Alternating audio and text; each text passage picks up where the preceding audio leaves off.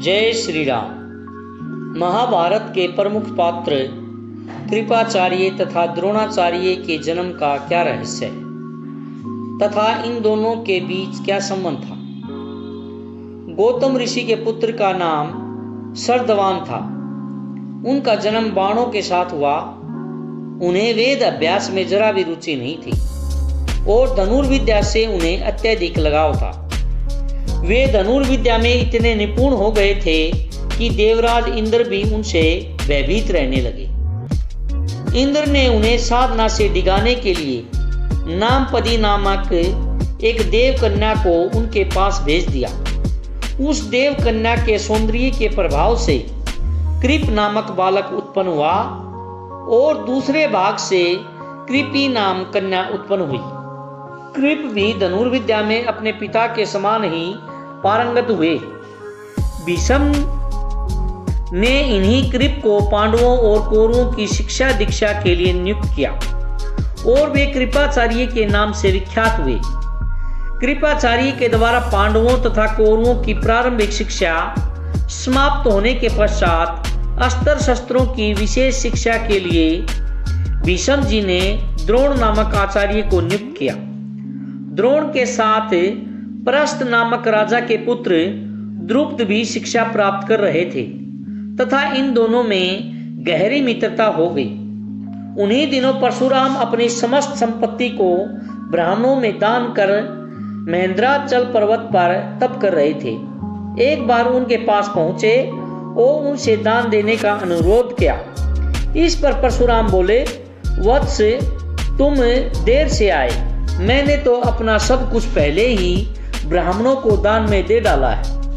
अब मेरे पास केवल अस्त्र शस्त्र शेष बचे हैं। तुम चाहो तो इन्हें दान में ले सकते हो। द्रोण यही तो चाहते थे, इसलिए उन्होंने कहा, हे गुरुदेव, आपके अस्त्र शस्त्र प्राप्त करके मुझे अत्यधिक प्रसन्नता होगी, किंतु आपको मुझे इन अस्त्र शस्त्रों की शिक्षा दीक्षा देनी होगी तथा विधि विधान भी बताना होगा।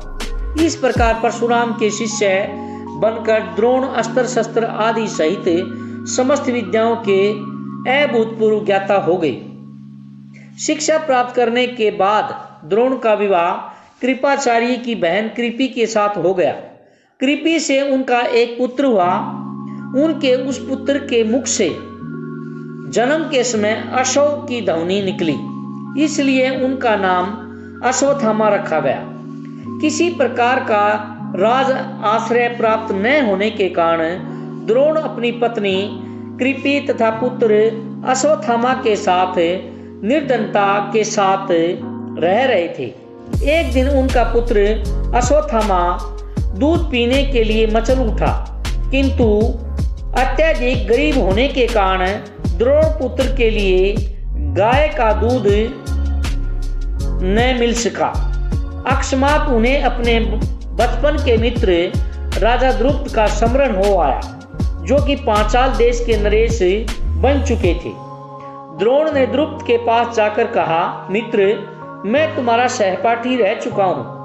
मुझे दूध के लिए एक गाय की आवश्यकता है और तुमसे सहायता प्राप्त करने की इच्छा लेकर मैं तुम्हारे पास आया हूं। इस पर द्रुपद अपनी पुरानी मित्रता को भूलकर स्वयं के नरेश होने के अहंकार के वश में आकर द्रोण पर बिगड़ उठे और कहा, तुम्हें मुझको अपना मित्र बताते हुए लज्जा नहीं आती? मित्रता केवल समान वर्ग के लोगों में होती है, तुम जैसे निर्धन और मुझ जैसे राजा में नहीं।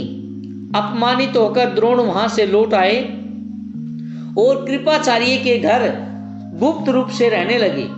एक दिन युधिष्ठिर आदि राजकुमार जब गेंद खेल रहे थे तो उनकी गेंद एक कुएं में जा गिरी।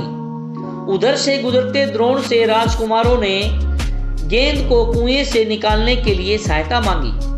द्रोण ने कहा, यदि तुम लोग मेरे तथा मेरे परिवार के लिए भोजन का प्रबंध करोगे तो मैं तुम्हारी गेंद निकाल दूंगा। युधिष्ठिर बोले, देव, यदि हमारे पितामह की अनुमति होगी तो आप सदा के लिए भोजन पा सकेंगे। द्रोणाचार्य ने तत्काल एक मुट्ठी सीख लेकर उसे मंत्र से अभिमंत्रित किया और एक सीख से गेंद को छेदा, फिर दूसरी सीख से गेंद में फंसे सीख को छेदा। इस प्रकार सीख से सीख को छेदते हुए गेंद को कुएं से निकाल दिया। इस अद्भुत प्रयोग के विषय में तथा द्रोण के समस्त विषयों में प्रकांड पंडित होने के विषय में ज्ञात होने पर भीष्म पिता ने उन्हें राजकुमारों की उच्च शिक्षा के लिए नियुक्त कर राज आश्रय में ले लिया और वे द्रोणाचार्य के नाम से प्रसिद्ध हुए। जय श्री राम। अगर वीडियो अच्छी लगे तो प्लीज़ लाइक, सब्सक्राइब एवं कमेंट जरूर करिएगा।